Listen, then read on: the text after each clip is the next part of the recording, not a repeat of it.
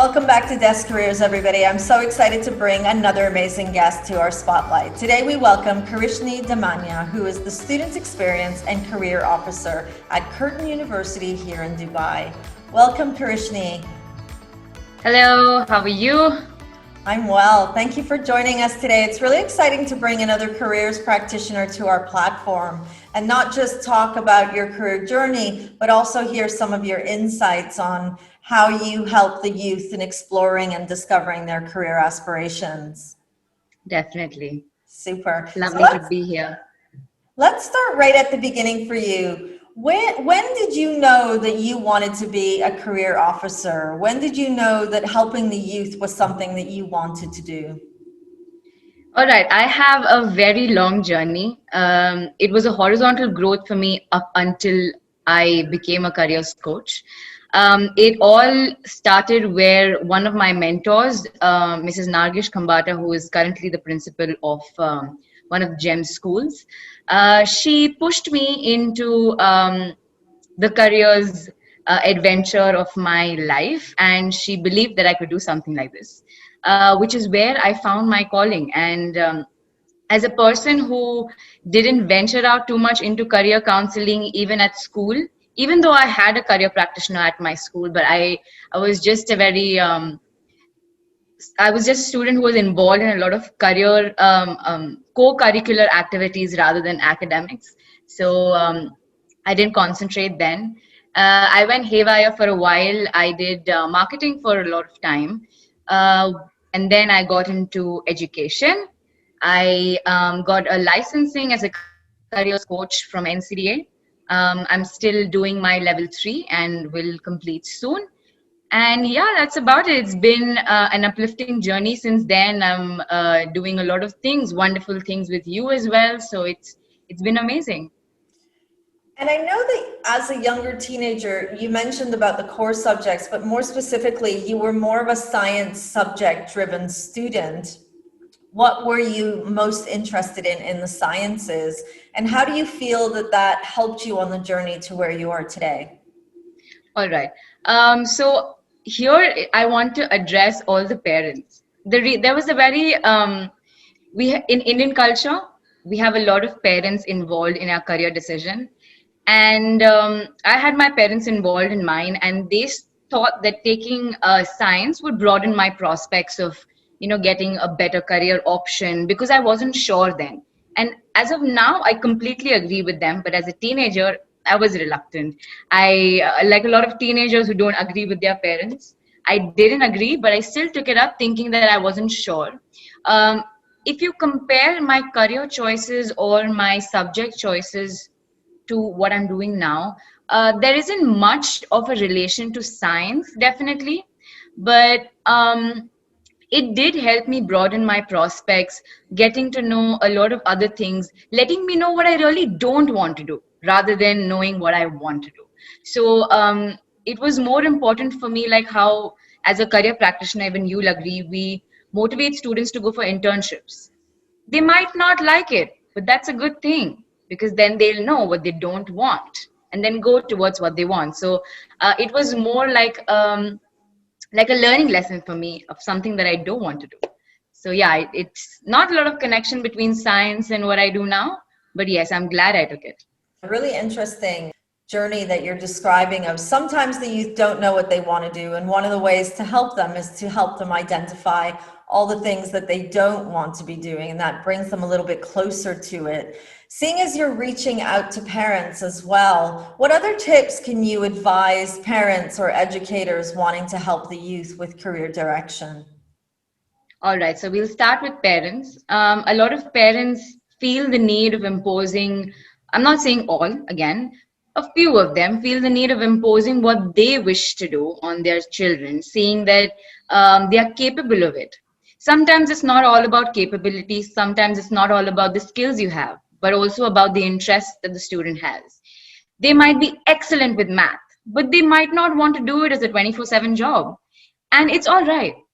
Maybe they're excellent at dancing, and maybe they'll have an amazing career in that. So one thing is that as we educate our students, we also need to educate the parents equally on the broad amount of prospects we have in different and avid career options now.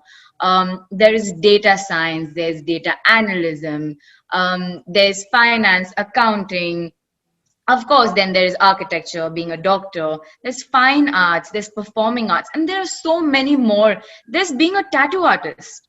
I didn't know, but there is a course, there is an undergraduation program to be a tattoo artist, which is brilliant. So you can make a career out of anything you want. So that's one thing that we need to tell the parents, that it's okay if your student or your child is not a doctor and an engineer and an architect. There are a lot of other things, and they will be happy. And if they're doing something, they'll be happy. They will earn well. As all parents, even if I had a child, I would be concerned about their financial well-being. So I think if they do something that they love, they will automatically do really well. Second is for academicians, not only for career coaches, because I have worked in a school atmosphere before. It is very important to even educate the teachers as to, time and again, probably a 10-minute chat in your class once in a month, that, a regular, like, what do you want to be when you grow up? Even as a 12-year-old child, as a 12th standard child, you ask them, what do you want to do next year? I'm 110% sure, at least out of a group of 15 students, 6 or 7 of them will have changed their choices from 11th to 12th. And it is obvious, there are so many new things that they learn over the course of 1 year, that it's okay to interact. This will help to not only get the career coach a little more closer to the student, but also get a broader prospect from the teacher, because they see the teacher much more on a daily basis rather than they see a career coach. So a good rapport with them will make everyone's job easier. We'll all be on the same page. I think that'll be a small advice from my side. Definitely, I agree with everything that you've said. Let's go back to your current role. Talk to me about a typical day for you as a careers practitioner in a university.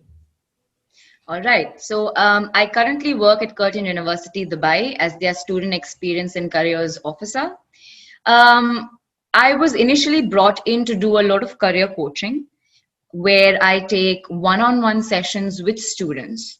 And even though they are already in university, sometimes it happens that they want to change their career path, or they want to select a different major, some things like that. Or probably, they don't know how to go about getting internships, or they don't know how to mend their CV or LinkedIn. So basically, I work on their holistic career and professional profile, where I not only take them through their interview skills and the way they're supposed to be poised and controlled during a one-on-one interview, or to formulate their CV to look more attractive, or make their LinkedIn profile a little more oomphed up, as they say. So a lot of students, they make a mistake of probably going on, online drafts and just selecting a draft and having a CV. It's easy to build a CV, but it isn't easy to build a good one. It's a very thin line. So there are a few red flags that I generally tell the students, and that's a regular basis job that I do at Curtin Dubai. Other than that, at Curtin, we also host a lot of workshops, which are generally free. We have speaker series where we have a lot of practitioners from different career fronts who are doing very well, probably CEOs, general managers, to come and speak to our students, so that they get inspired. And not only inspired, they also know how different careers work. It's very different to do an internship for 3 months and then do it for the rest of 5 years. So we need to give them a reality check once a while. So we do that as well. And we have we take interviews for students who are going in for incoming internships, where we get students ready and shortlisted. So we interview them, and then we shortlist them, and then give it to the internship companies, and so on and so forth. So my basic role here is as a careers coach, in guiding them to have an excellent career choice and an informed one, rather. I'm just looking back at your top 3 career tips, and you've written concentrate on strengths as one, don't let failure scare you, and strive for excellence in success. How do you encourage the youth not to let failure scare them when they're in situations, especially at a university level, where they begin to think that their grade will define their future success? All right. I now it's story time. So I would like to say a small little story. At school, I was always an academically bright student till a certain age, where I took up my dancing very seriously, and I used to miss class because I was performing almost all the time. It did affect my academics on a high level. I started being very distracted. um, I wasn't getting the grades I want, even though I knew that even if I study a day before, I'll get great grades. But it wasn't about the grades. Sometimes students don't realize that there is an emotional backdrop that they're dealing with, but they don't really know. As supposing I hashtag strong. I've seen you speak with some amazing people, and it's not easy. Even the smallest of discomfort in a teenager might build up to be a huge one. You wouldn't know unless you feel it yourself. So apparently I was going through some emotional turmoil which I didn't know how to address, and it was affecting my entire academics, the way I behave. I'm a very sociable person, but I started, backing out from people, not speaking. And very frankly, all this happened when I was supposed to apply to universities, to colleges in my 12th grade.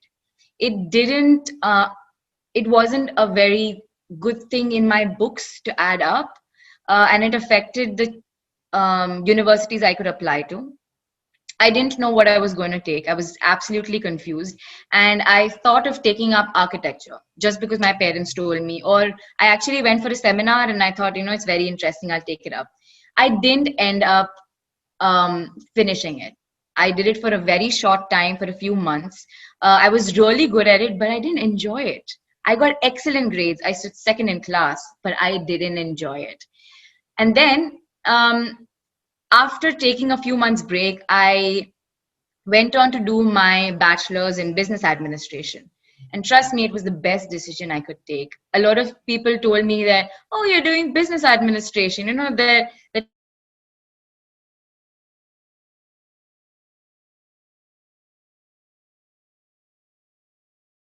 typical low understanding the intricacies of going into academics. But they don't understand the intricacy of what goes into actually studying business, which is a lot. They don't understand that there are so many assessments, assignments, case studies, and you actually have to go through a lot of research work to be able to, get through business.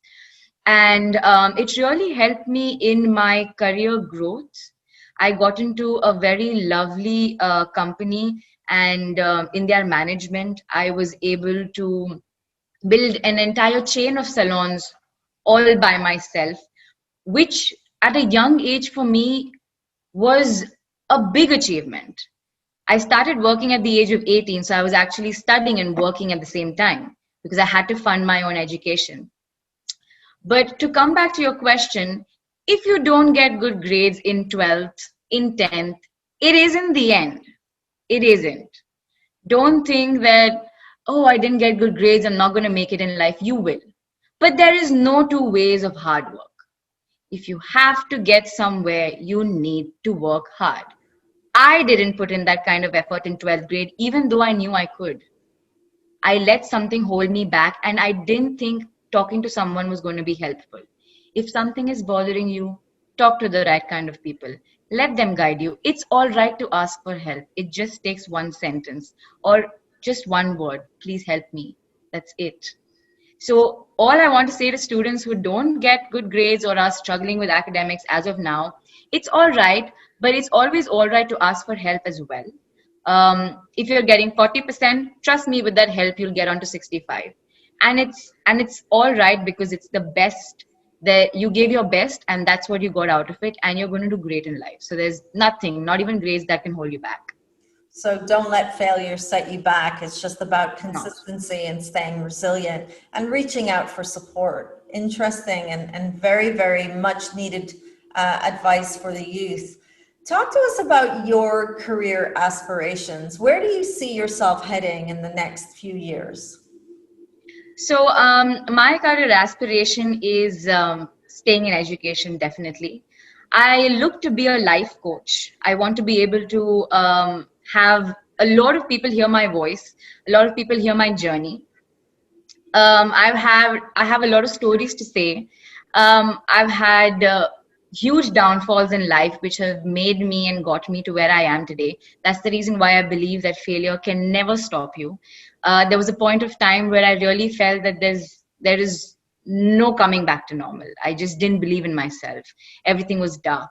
But I got up here, and in the next, say, 5 years, I want to be able to share my story to as many people as I can and help them or motivate them, rather, the young students, even the old ones, mid-range ones, any age group, to let them know that there's no end, there's no age to what you want to get.